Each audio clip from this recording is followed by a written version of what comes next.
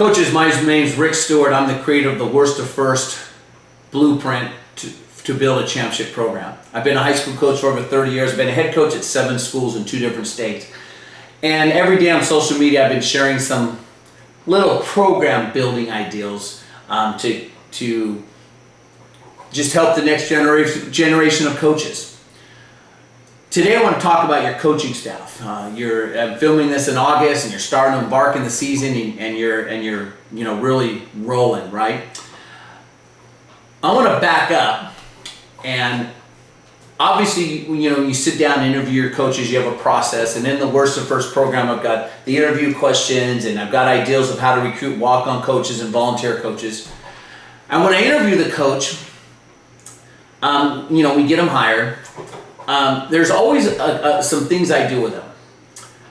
When the season wraps up, and this is obviously around December, I sit down with every coach in a non-threatening environment. It's not in my office. Usually we go somewhere where it's relaxing, we can have a beer. Unless I'm letting the coach go. Like if I absolutely know I'm letting the coach go, then I've got a witness with me, usually the AD, and we call him in a more formal environment and just tell him it's not working out, we're going to go in a different direction. But if I'm not letting the coach go, we sit down and I make sure I pay for the lunch, and I let the coach do all the talking. I've got a series of questions that I share with you in the Worst to First program, and it's a series of questions. I've emailed it to him in advance, and he gets to come in and basically critique me. What should be changed? Where does he see himself next year? Where does he see himself in 5 years? What went wrong in the season? What went good in the season? And I just let him talk, and I meet with all the coaches, and obviously different days, and I'm taking notes. I take those notes and that information. Of course, I do my exit interview with the AD and principal. I demand that the principal and AD meet with me before we go to Christmas break. Because I want Christmas break to reflect on all this information I've been giving. Usually my admin is talking to me and I'm listening. And then my coaches, I was listening. So the whole month of December, I'm listening. I reflect, I seek out mentors. Maybe I look at a program like the Worst to First. I come back in January and we do follow-up meetings. I do follow-up meetings with every coach, and now I'm talking. And I'm imparting what my vision is and where I see them in the program, and I'm laying out very clear goals and expectations of where I want to see that coach grow and improve and contribute to the program. Of course, I do follow-up meetings with my AD and principal and tell them what I've reflected on, and these are the areas we're going to improve, and I am going to address the areas that they saw concerns in. Then I always tell all my assistant coaches, the spring is your interview. They all want to be coordinators, right? Everybody on your staff wants to be a coordinator, and you only got 2 coordinator jobs. So the spring is your interview. I'm not going to sit here in a 2-hour meeting and you bring me a bunch of Glazier Clinic talks or Rick Stewart PowerPoints and to convince me you're going to be the coordinator. I want to see a grinder. Now, if I've already got a coordinator and we're not looking, then life's good.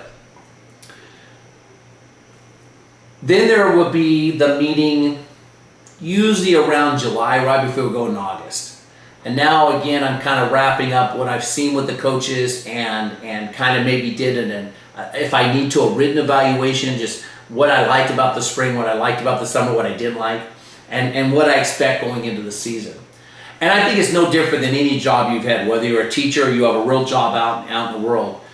You appreciate formal written evaluations and feedback from your superiors and your wife and people that are important in your life.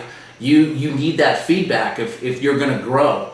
And I think it's very important to have transparency. And I always say, how can you all be on the same page if you don't even have a page? Don't leave anything for innuendo and guesswork. Don't have coaches meetings just as you're walking to your truck after practice in the parking lot. Make these formal, make them written, come up with KPIs and actionable objectives so that your assistant coaches can really grow and prosper.